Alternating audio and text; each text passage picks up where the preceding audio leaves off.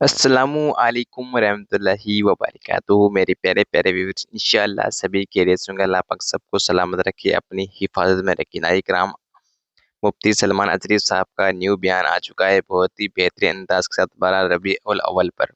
आप लोग इस वीडियो को पूरा ज़रूर सुने, यानी कि इस बयान को मुकम्मल ज़रूर सुने और दिल से वीडियो को लाइक, चैनल पहली बार सब्सक्राइब ज़रूर करें। चलिए सुनते हैं मुफ्ती साहब का बेहतरीन अंदाज के साथ बयान। तो लाइक ज़रूर कर ले। चलिए सुनते हैं।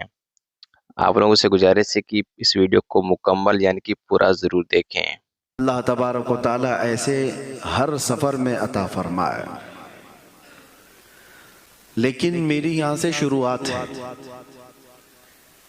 कि हम इस साल पूरी दुनिया को एक पैगाम देना चाहते हैं कि ये हमारी ज़िंदगी में खुशनसीबी आई है, आपकी ज़िंदगी में आई है कि इस साल जो 12 रबीउल अव्वल शरीफ को मीलादुन नबी सल्लल्लाहु अलैहि वसल्लम आने वाली है, वो पूरे हुजूर पाक की 1500 साला ईद मीलादुन नबी है। क्या पता उसके बाद फिर इस तरह के अदद के लिए हम जिंदा रहेंगे नहीं रहेंगे, यानी 1600 साल हो या कोई इस तरह का एक राउंड फिगर हो। 1500 साल हुजूर पाक सल्लल्लाहु ताला अलैहि वसल्लम की विलादत को हुए और आज आईसीसी से मैं इसकी शुरुआत कर रहा हूं इंशाअल्लाहुल अजीज। पूरी दुनिया भर में हर साल तो हम मीलाद मनाते हैं, हमारा नाम ही मीलाद वालों में शुमार है। बहुत सारे लोग तो हमें सुन्नी नहीं मीलादी भी कहते हैं, कोई फर्क नहीं पड़ता।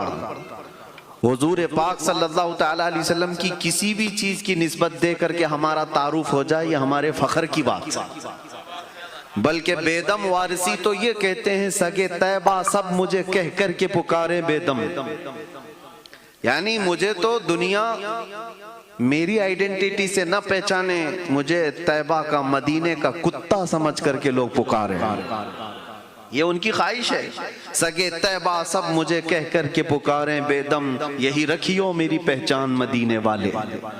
मेरी और अलग कोई पहचान नहीं, अल्लामा हो फहामा हो मेरी डिग्री हो, बल्कि दुनिया मुझे रसूल पाक का कुत्ता कह कर के पुकारे। अजीज़ान गिरामी, मैं ये आज से मॉरिशस की सरजमीन से मैसेज देना चाहता हूं और हम आज से इस मिशन को भी शुरू करते हैं। हश्र तक डालेंगे हम पैदाइश मौला की धूम, मिसले फारस नजद के किले गिराते जाएंगे। खाक हो जाएं अदू जलकर मगर हम तो रजा, दम में जब तक दम है जिक्र उनका सुनाते जाएंगे। याद रखो, हुजूर पाक सल्लल्लाहु ताला अलैहि वसल्लम की मौलिद या उसको मीलाद कहें, यह सुन्नियों का शिवा है। हम 12 रबीउल अव्वल शरीफ को बड़े धूमधाम से मनाते हैं। बहुत सारे इस पर सवालात हैं, वो आज के नहीं है, बहुत बरसों से भी हैं। सवालात की परवाह ना करो। मैं तो अक्सर एक बात कहता, ये तो एक तफरीह के लिए कह रहा हूँ, दलाइल की रोशनी में नहीं। आम सुन्नियों के लिए तो यही बात है कि कोई भी पूछे कि मीलाद मनाना कहाँ लिखा है, तो जवाब में सिर्फ इतना ही कहे, सुन्नियों की किस्मत में लिखा हुआ। बस इतना काफी है, आगे बढ़ जाओ, बाकी जवाबात उलमा देंगे। कहाँ लिखा हुआ है मीलाद मनाना? सुन्नियों की किस्मत में लिखा हुआ है। और दूसरी बात खास तौर पर एक ये है, अभी ये मौसम आ रहा है, बहुत सारी चीजें आपके सामने आएंगी, सोशल मीडिया गर्म हो जाएगा, बहुत सारे लोग तरह तरह की चीजें लेकर के आएंगे, ऐसे जिसको आपके बाप दादाओं ने भी नहीं सुना है। नई नई चीजें हैं, लेकिन उस पर भी आप फिक्रमंद न रहें।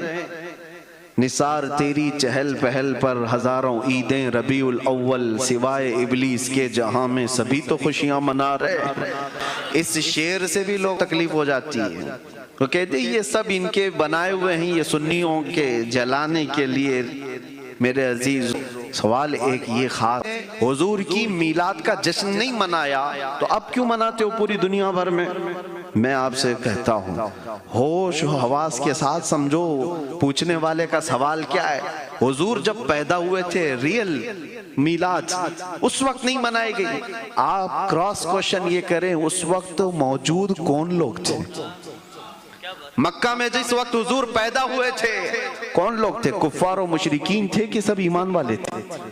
ہاں، کفار و مشرکین نہیں منائے تھے، یہ ہم پتہ ہے، ہمیں پتہ ہے مکہ میں موجود کفار و مشرکین نہیں منائے تھے، اس لیے کہ ان کے اوپر جب تمہارے پاس اللہ کا فضل آئے یا اللہ کی ہمارے لیے عید کا دن نہیں ہوگا۔ قرآن پاک میں اللہ تعالیٰ نے عیسیٰ علیہ السلام کے زمانے کا ایک ذکر فرمایا۔ عیسیٰ علیہ السلام اپنی امت کے لیے دعائیں کر رہے ہیں، ربنا انزل علینا مائدۃ من السماء تکون لنا عیدا لاولنا وآخرنا وآیۃ منک وارزقنا وانت خیر الرازقین۔ عیسیٰ علیہ السلام کیا دعا کر رہے ہیں؟ اے اللہ ہم پر آسمان سے ایک دسترخوان اتار، کھانے پینے کی چیزیں، مائدہ کہتے ہیں دسترخوان جس میں کھانا پینا رکھا جائے۔ عیسیٰ علیہ السلام دعا کر رہے ہیں کہ ہمیں آسمان سے ایک دسترخوان اتار، اور جس دن وہ دسترخوان اترے گا تکون لنا عیدا لاولنا وآخرنا، ہمارے اگلوں کے لیے اور پچھلوں کے لیے وہ عید کا دن ہو جائے گا۔ یہ قرآن میں عید کا لفظ ہے، عید کا لفظ ہے کہ جس دن آسمان سے دسترخوان اترے گا وہ عید کا دن ہے۔ سوچو اے سنی مسلمانوں، عیسیٰ علیہ السلام کہہ رہے ہیں آسمان سے دسترخوان جس دن اترے گا وہ عید کا دن ہے، اور جس دن پوری کائنات کا آقا دنیا میں آئے وہ عید کا دن نہیں ہو سکتا؟ جس کے صدقے میں پوری دنیا کو کھانے نعمت ملتا ہو، اس کے آنے پر کیا وہ عید کا دن نہیں ہو سکتا؟ بس دلائل رہیں گے، اسی لیے شروع میں میں نے ایک ہی بات کہی ہے کہ آپ صرف اتنا کہہ کر آگے بڑھ جائیں کہ یہ ہماری تمہاری قسمت کی بات ہے، اللہ نے ہماری قسمت میں لکھا ہے، اس لیے ہم حضور کی محبت میں جشن مناتے ہیں۔ اور اس بار پوری دنیا کو یہ بتانا ہے 1500 سالہ عید میلاد النبی میں، جشن عید میلاد النبی کے سلسلے میں پڑھ رہا تھا، اور اعتراض کرنے والے شاید یہ جانتے بھی نہیں ہوں گے سب سے زیادہ اعتراض کس کی طرف سے ہوتا ہے؟ ہمارے اندر موجود دکھنے والے سیم چہرے، ٹوپی داڑھی اور باقی سب سیم، ان لوگوں کو زیادہ تکلیف ہے۔ میں باہر والوں کی بات نہیں کر رہا ہوں، کرسچین، ہندو، جیوز، ان کی بات نہیں۔